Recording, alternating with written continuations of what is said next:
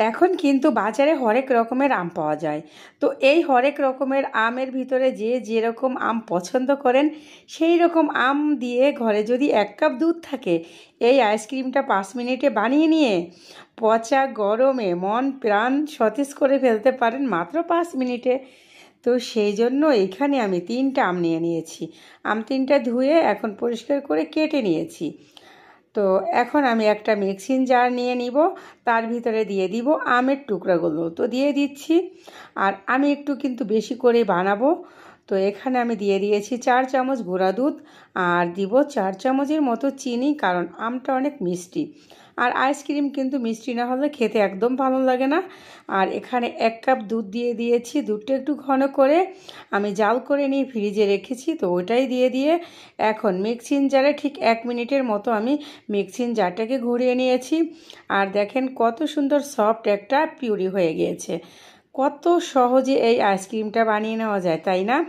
তো এখন আমি একটা বাটিতে নিয়ে নেব। আইসক্রিমের বাটি আমি নিয়ে নিয়েছি। এটা আমি দিয়ে সুন্দর করে উপরেরটা একদম সেট করে নিচ্ছি। আর এই আইসক্রিমটা খেতে অসাধারণ টেস্টি। যেরকম গরম পড়ছে, মানুষের ভিতরে নাই এই গরমে। তো এখন আমি কিছুটা আম ছোট ছোট টুকরা করে রেখেছি, ওই আম টুকরাগুলো দিয়ে দিব উপরও দিয়ে। আর দিয়ে দিব এখানে কিছুটা কাঠবাদাম, জাস্ট দেখতে সৌন্দর্যের জন্য, আর কিছুই না।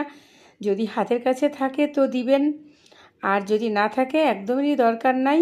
তো হয়ে গিয়েছে। এখন আমি এগুলো কি করব, ডিপ ফ্রিজে রেখে দিব একদম ওভারনাইট। তারপরে আমি কয়েকটা কিশমিশও দিয়ে দিব, যেহেতু এটা শুধু আম আর দুধের আইসক্রিম। তো এইসব কিছু যদি আপনাদের হাতের কাছে না থাকে, এসব না দিলেও কিন্তু টেস্টের কোনো এদিক ওদিক হবে না, হেরফের হবে না। তো এখন আমি এই আইসক্রিমের মুখটা লাগিয়ে নিয়ে একদম ওভারনাইট রেখে দিব ডিপ ফ্রিজে। 8 থেকে 9 ঘন্টা পরে কিন্তু বের করব। এই যে বের করে নিয়েছি, দেখেন কত সুন্দর হয়েছে। এখন এটা আমি আপনাদেরকে আইসক্রিমটা কেটেও দেখিয়ে দিব কতটা পারফেক্ট হয়েছে। দুধ আর আম দিয়ে এত মজার আইসক্রিম আমিও কিন্তু এই প্রথম খেয়েছি। সত্যি সত্যি অসাধারণ টেস্টি।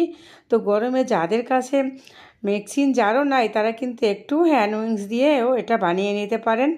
তো খেতে অসাধারণ টেস্টি। আর আমি কিন্তু এখনই খাওয়ার জন্য আমার জন্য রেডি করে নিচ্ছি।